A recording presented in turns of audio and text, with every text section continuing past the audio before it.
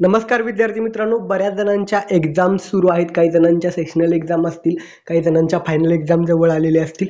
एक्झामच्या काळामध्ये आपण जे स्टडीसाठी प्लॅन करतो, नियोजन करतो, अभ्यासासाठी जे वेळापत्रक बनवत असतो, त्या दृष्टीनं काही महत्त्वाच्या सूचना आणि मार्गदर्शन करण्यासाठी आजचा व्हिडिओ आहे. लक्षात ठेवा, या व्हिडिओमध्ये आपण अतिशय महत्त्वाचे मुद्दे डिस्कस करणार आहोत. साधारणपणे किती वेळ, किती तास तुम्ही अभ्यास करणं गरजेचं आहे, अभ्यासाचं जे वेळापत्रक बनवणार आहात ते कशा पद्धतीनं बनवायचं आहे, हार्ड सब्जेक्ट, इझी सब्जेक्ट याचं कशा पद्धतीने नियोजन करायचं. बऱ्याच जणांना, विद्यार्थ्यांना स्टडी करत असताना मध्येच कंटाळा येतो, एखादा सब्जेक्ट अवघड वाटतो, अभ्यास करावा असं वाटत नाही. अशा वेळी काही तुम्हाला टिप्स अप्लाय करता येऊ शकतात, कशा पद्धतीने तुम्ही अभ्यास करू शकता, या सगळ्या गोष्टीवरती डिस्कस करणार आहोत. हा व्हिडिओ थोडा मोठा होऊ शकतो. या व्हिडिओमध्ये जे काही मी मार्गदर्शन करणार आहे, जे टिप्स, ज्या ट्रिक्स आहेत, जे काही मुद्दे आहेत, ते मी स्वतः माझ्या लाईफमध्ये अप्लाय केलेले आहेत. B.Pharm आणि M.Pharm दोन्हीमध्ये मी ऑल सेमिस्टर टॉपर राहिलेलो आहे. मी ज्या काही ट्रिक्स, टिप्स वापरलेल्या आहेत, त्या सगळ्या गोष्टी मी तुमच्याशी डिस्कस करणार आहे. हा व्हिडिओ तुम्हाला शेवटपर्यंत पाहायचा आहे. व्हिडिओ जर तुम्ही पूर्ण बघितला नाही, मध्येच फॉरवर्ड करून पाहिलात, तर तुम्हाला लिंक लागणार नाहीये. त्यामुळे व्हिडिओ पूर्ण शेवटपर्यंत पहा. तर जास्त वेळ न घालवता आपण आपल्या या व्हिडिओला, टॉपिकला सुरुवात करणार आहोत. त्यापूर्वी एक विनंती आहे, तुम्ही अजूनही आपल्या आम्ही फार्मसिस्ट यूट्यूब वाहिनीला सबस्क्राईब केलं नसेल तर प्लीज सबस्क्राईब करून घ्या. कारण मायबोली मराठीतून फार्मसी करिअर आणि या अशा सर्व बाबतीमध्ये मराठीतून माहिती देणारा आपला पहिला यूट्यूब चॅनल आहे. आणि आपल्याला जो 1 लाख सबस्क्रायबरचा टप्पा पार करायचा आहे, ते केवळ तुमच्या सपोर्टशिवाय शक्य नाही. त्यामुळे तुम्ही सर्वांनी यूट्यूब चॅनलला आपल्या सबस्क्राईब करा आणि सर्व तुमचे काही मित्र आहेत, कॉलेजचे ग्रुप आहेत, त्यासोबत हा व्हिडिओ शेअर करा. कारण खास तुमच्या जे काही रिक्वेस्ट आहेत त्यानुसारच आपण हा व्हिडिओ आजचा बनवत आहोत. व्हिडिओला सुरुवात करूया. लक्षात ठेवा, कुठलीही परीक्षा आहे ती साधारणपणे 1 महिना 2 महिना आधी तरी तुमच्याकडे वेळापत्रक येत असतं आणि तुमच्याकडे बराचसा वेळ अभ्यासासाठी असतो. एक अतिशय महत्त्वाचा सुविचार आहे, तुम्ही बघू शकता स्क्रीनवर. शांततेच्या काळात जास्त घाम गाळलात तर तुम्हाला युद्धाच्या काळात जास्त रक्त सांडावं लागत नाही. परीक्षेचा दिवस उजळायला किंवा परीक्षेचा दिवस आल्यानंतर तुम्ही अभ्यास करत असाल किंवा 1 नाईट आधी अभ्यास करत असाल परीक्षेचा, तर त्याचा काहीच फायदा होणार नाही. परीक्षेच्या आधीचा जो वेळ आहे, शांततेचा काळ, त्या काळात जर तुम्ही जास्त अभ्यास केले, जास्त घाम गाळलात, तर तुम्हाला ऐनवेळी परीक्षेत जास्त समस्यांना सामोरं जावं लागणार नाही, पश्चाताप करायची वेळ येणार नाहीये. त्यामुळं हा एक कोट, अतिशय सुविचार महत्वाचा आहे, कायम लक्षात ठेवा. शांततेच्या काळात जर तुम्ही जास्त घाम गाळला, युद्धाच्या काळात तुम्हाला जास्त रक्त सांडावं लागणार नाहीये. सुरुवात करूया आपल्या आपण डिस्कशनला. कुठलाही परीक्षा आहे किंवा कुठलीही एक्झाम आहे, मग ती फायनल एक्झाम असू दे, सेशनल एक्झाम असू दे, अगोदर तुम्हाला वेळापत्रक येत असतं किंवा 1 महिनाभर आधी किंवा 15 दिवस आधी तुमच्या नियोजनानुसार तुम्ही अभ्यास सुरू करता. तर त्या अभ्यासाचं नियोजन आणि वेळापत्रक बनवणं स्वतःचं खूप गरजेचं आहे. का? तर लक्षात ठेवा, failing to plan is equal to planning to fail. म्हणजेच काय, एखाद्या कुठल्याही गोष्टीचं नियोजन करायला जर तुम्ही अयशस्वी होत असाल, तर एक प्रकारे अयशस्वी होण्यासाठीच केलेलं तुमचं ते नियोजन असतं. Failing to plan is equal to planning to fail. त्यामुळे तुम्ही नियोजन करणं गरजेचं आहे. आता आपल्या मुद्द्याकडे वळूया. मेन जे आपले काही महत्वाचा मुद्दा आहे तो अभ्यासाची पद्धत. कोणीही अभ्यास करत असेल तर ती अभ्यासाची तुमची मेथड काय आहे, तुमची पद्धत काय आहे, ते पहिलं फिक्स करून घ्या. बऱ्याच जणांच्या वेगवेगळ्या मेथड असतात.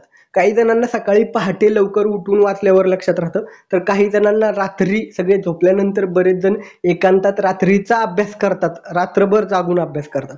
तुमची कुठली पद्धत आहे तीच वापरा. ऐन एक्झामच्या वेळी तुमची जी काही नॅचरल मेथड आहे ती सोडून इतर कुठला प्रयोग करू नका. बऱ्याच जणांना मोठ्यानं वाचून लक्षात राहतं, काही जणांना मनातल्या मनात वाचल्यावर लक्षात राहतं, काही जणांना एकांतातच अभ्यास केल्यावर लक्षात राहतं, काही जणांना आन्सर लिहून मगच त्यांच्या ते लक्षात राहत असतं. तुमची कुठली मेथड आहे ती लक्षात ठेवा. फक्त एवढं महत्वाचं आहे, तुमची मेथड आहे त्यानुसार अभ्यास करा आणि जास्त वेळ घालवू नका, ती अशी मेथड डेव्हलप करा. पण तुमची जी नॅचरल मेथड आहे, मोठ्यानं वाचून लक्षात राहत असेल किंवा एकांतात वाचल्यावर लक्षात राहत असेल, एखाद्याला एक्सप्लेन केल्यावर लक्षात राहत असेल, तर स्वतःला गोष्टी एक्सप्लेन करा. तुमची जी काही मेथड असेल, मनातल्या मनात वाचल्यावर लक्षात राहत असेल, ती मेथड अप्लाय करा. तुमच्या स्वतःच्या नेचरच्या अगेन्स्ट जाऊ नका. कारण परीक्षेच्या वेळी तुम्हाला योग्य अभ्यास केला तर तो लक्षात राहत असतो. पुढे वळूया. अभ्यास किती वेळ करावा, बऱ्याच विद्यार्थ्यांनी विचारलेला प्रश्न आहे किंवा बऱ्याच जणांना हा प्रश्न पडत असतो की मी अभ्यास किती वेळ करू. लक्षात ठेवा, 3, 4 तास, 5 तास, किती तास अभ्यास करता ते मॅटर करत नाहीये. जितका वेळ तुम्ही अभ्यास करताय त्यावेळेस पूर्णपणे तुमचं कॉन्सन्ट्रेशन त्या ठिकाणी पाहिजे, मन तुमचं एकाग्र पाहिजे, त्या अभ्यासामध्ये तुमचं लक्ष असणं गरजेचं आहे. आणि जो काही स्टडी करताय, अभ्यास करताय, ते पाठांतर करू नका, बायहार्ट करू नका, त्या गोष्टी समजून घ्या. बऱ्याचदा हे मी वारंवार प्रत्येक व्हिडिओमध्ये सांगतोय. तुम्हाला एखादी गोष्ट समजत नसेल, मराठी मीडियम मधून आलेला असाल तर लक्षात ठेवा, तुम्ही ते मराठीमध्ये गोष्टी समजून घ्या. लिहिताना इंग्लिशमध्ये तुमच्या ओन वर्डमध्ये लिहिलं तरी चालेल. फक्त जे काही कीवर्ड्स असतात फार्मसीचे किंवा महत्त्वाचे इंग्लिश शब्द असतात ते त्यामध्ये फार्मसीचे येणं गरजेचं आहे. तुमच्या स्वतःच्या शब्दात लिहिलं तरी चालेल, कारण त्या ठिकाणी तुमचं कोण इंग्लिश ग्रामर बघत नसतं. फक्त ती कन्सेप्ट तुम्हाला समजले का हे आम्हाला नंतर चेक करायचं असतं. ठीक आहे, त्यामुळं पाठांतर करू नका, बायहार्ट करू नका, गोष्टी समजून घ्या. आणि अभ्यास किती तास करता ते महत्त्वाचं नाही. तरी पण सर्वसाधारणपणे जर तुम्ही कॉलेजमध्ये जे रेग्युलर शिकवलं जात आहे ते रोजच्या रोज स्टडी केला असेल आणि परीक्षेच्या आधी ज्यावेळेस अभ्यास करताय मिनिमम 2 तास जरी वाचन केलं तरी ते मोर दॅन इनफ आहे. ते तुमच्यावरती अवलंबून आहे, तुम्ही किती मन एकाग्र करून किती वेळ अभ्यास करता. त्यामुळे किती वेळ किती तास हे मॅटर करत नाही. तो अभ्यास करत असताना तुमचं मन एकाग्र असणं गरजेचं आहे, कॉन्सन्ट्रेशन तिथं असणं गरजेचं आहे. पुढे वळूया. अतिशय महत्त्वाचा विषय आहे, कुठल्या विषयाला किती वेळ द्यायचा यामध्ये विद्यार्थी कन्फ्यूज असतात. लक्षात ठेवा, बऱ्याचदा काय होतं अभ्यास करत असताना विषय आवडीचा असला तर तुम्ही किती वेळ जरी त्या विषयाचा अभ्यास केला तरी तुम्हाला काही जास्त कंटाळा येत नाही. पण एखादा विषय अवघड असेल तर मात्र लगेचच तुम्हाला त्या विषयाचा अभ्यास केला की कंटाळा येत असतो. हा सायकोलॉजिकल फॅक्ट आहे. पण सगळ्यात महत्त्वाचा विषय आहे, जो विषय तुम्हाला अवघड जातो, ज्या विषयामध्ये तुम्हाला गोष्टी लवकर समजत नाहीत, अशा विषयांना जास्त वेळ देणं गरजेचं आहे. कारण बऱ्याचदा काय होतं, एखादा विषय आवडत नसेल, अवघड जात असेल तर त्याला तुम्ही वेळ देणं गरजेचं आहे. अदरवाईज तुम्हाला एक्झाममध्ये कमी मार्क्स किंवा फेल होण्याची शक्यता असते. त्यामुळे जो विषय तुम्हाला अवघड वाटतो त्या विषयाला जास्त वेळ द्या. आणि बऱ्याचदा काय होतं, एखाद्या विषयाचा ज्यावेळेस आपण अभ्यास करतो त्यावेळेस काय करायचंय, जर कंटाळा आला मध्येच किंवा बोर होऊ लागलं, तो विषय अवघड असला की आपल्याला अभ्यास करू वाटत नाही. समजा 1 तासानंतर तुम्हाला बोर झालंय, कंटाळा येतो, तर त्या अवघड विषयाला सोडून एखादा सोपा जो विषय आहे जो तुम्हाला आवडतो त्या विषयाचा थोडासा मध्येच तुम्ही अभ्यास करू शकता. किंवा ज्यावेळेस बोर होतं, कंटाळा येतो, त्यावेळेस थोडंसं तुम्ही कुठेतरी बाहेर फिरू शकता, कारण एका जागेला बसून कंटाळा येतो. किंवा एखादं आवडीचं गाणं ऐकू शकता मध्येच थोडं 5-10 मिनिटं. पण जर कंटाळा येत असेल अवघड विषयाचा अभ्यास करून तर मध्येच तुम्ही तुमचा एखादा आवडीचा सब्जेक्ट पण स्टडीला घेऊ शकता. आता अतिशय महत्त्वाचा मुद्दा आहे की तुमच्या परीक्षेचं जे वेळापत्रक, अभ्यासाचं नियोजन करायचंय ते कशा पद्धतीनं करायचंय. लक्षात ठेवा, मी जे अप्लाय केलेली ट्रिक आहे ती मी तुम्हाला सांगतोय. अभ्यासाचं वेळापत्रक साधारणपणे महिनाभर तरी आधी आपण बनवू शकतो, आपल्याला वेळापत्रक आलेलं असतं. तर जो शेवटचा पेपर आहे, तुमचा जो शेवटचा पेपर आहे, तो शेवटचा पेपर आहे त्याचा अभ्यास अगोदर सुरू करा, महिनाभर आधी करताय. जेणेकरून काय होणार आहे, तुम्ही उतरत्या क्रमाने स्टडी करत येणार आहे. पेपरचे जे 3-4 दिवस किंवा 4-5 दिवस अगोदर सुरू होणार आहेत त्याच्या अगोदरपर्यंत तुम्ही जो पहिला पेपर आहे त्या विषयाला किंवा त्याचा अभ्यास करायला सुरुवात होणार असते. कारण बऱ्याचदा असंच होतं की किती जरी वाचलं तरी तुम्हाला आधी परीक्षेच्या आधी एक वेळ रिवाइज करावंच लागतं. त्यामुळे अशा पद्धतीनं वेळापत्रकाचं नियोजन करा, जेणेकरून शेवटच्या पेपरचा अभ्यास आधी सुरुवात करा, स्टार्ट पहिल्यांदा. जेणेकरून एक सब्जेक्ट करत पेपरच्या आधी 4-5 दिवस किंवा 6 दिवस तुम्ही जो तुमचा किंवा 3-4 दिवस ॲटलिस्ट तुमचा जो पहिला पेपर आहे त्याच्या अभ्यासाला सुरुवात होईल तुमची. आणि दुसरा महत्त्वाचा विषय, मी एक उदाहरण घेऊन सांगतो हे कसं करायचं आहे. समजा तुमचा पहिला पेपर आहे फार्मास्युटिक्सचा आणि शेवटचा पेपर जर तुमचा लॉ अँड इथिक्सचा असेल तर अशा वेळेस काय करायचंय, परीक्षेचा किंवा पेपरचा अभ्यास करताना लॉ अँड इथिक्सचं सुरुवातीला स्टडी करा, त्याला 1-2-3 दिवस द्या. त्यानंतर दुसरा कुठला असणार आहे पेपर, सेकंड लास्ट, शेवटून दुसरा जो पेपर आहे तो घ्या, त्यानंतर त्याच्या वरचा घ्या. असं करत करत तुमचा परीक्षेचा जो पहिला पेपरचा दिवस येणार आहे त्याच्या 3-4 दिवस अगोदर तुम्ही त्या फार्मास्युटिक्स विषयाच्या स्टडीला लागाल. अशा पद्धतीनं, म्हणजे हा कॉमन सेन्स आहे, आपण त्या पद्धतीनं वेळापत्रकाचं नियोजन करू शकतो. अर्थात हे वेळापत्रक करत असताना जर तुमच्याकडे विषयांची संख्या जास्त असेल आणि दिवस कमी असेल तर एखाद्या दिवशी तुम्ही 2 सब्जेक्टचा स्टडी करू शकता. आणि अशा वेळी काय करायचंय, जो पहिला पेपर किंवा अवघड सब्जेक्ट जातो त्याला जास्त वेळ द्या आणि मध्येच कंटाळा आल्यावर इतर जो सब्जेक्ट आहे तो थोडा स्टडीसाठी घेऊ शकता. आणि ज्या गोष्टी मी ऑलरेडी खूप वेळा वारंवार सांगितलेल्या आहेत त्याच गोष्टी पुन्हा रिपीट करतोय. कुठल्याही सब्जेक्टचं पाठांतर करू नका, बायहार्ट करू नका, त्या गोष्टी ओन वर्डमध्ये समजून घ्या. स्वतःच्या शब्दात जरी तुम्ही ते आन्सर लिहिलं तरी चालेल. त्या ठिकाणी आम्ही कुठलंही ग्रामर चेक करत नसतो, ग्रॅमॅटिकल मिस्टेक चेक करत नसतो. फक्त तुम्ही ती गोष्ट तुम्हाला समजली का, तुमच्या शब्दात तुम्ही कशा पद्धतीनं मांडता, आणि तुमच्या शब्दात मांडत असताना त्यामध्ये काही फार्मसीच्या कन्सेप्ट आहेत किंवा जे काही कीवर्ड आहेत ते त्यामध्ये येणं गरजेचं आहे. यासाठी तुम्ही प्रिव्हियस इयर क्वेश्चन पेपर किंवा मॉडेल आन्सर पेपर जे आहेत ते रेफर करू शकता. अर्थात प्रिव्हियस इयर क्वेश्चन पेपर किती रेफर करायचे? प्रिव्हियस इयर क्वेश्चन पेपरमधून काही क्वेश्चन रिपीट होतात का? हो, काही ठराविक क्वेश्चन रिपीट होत असतात.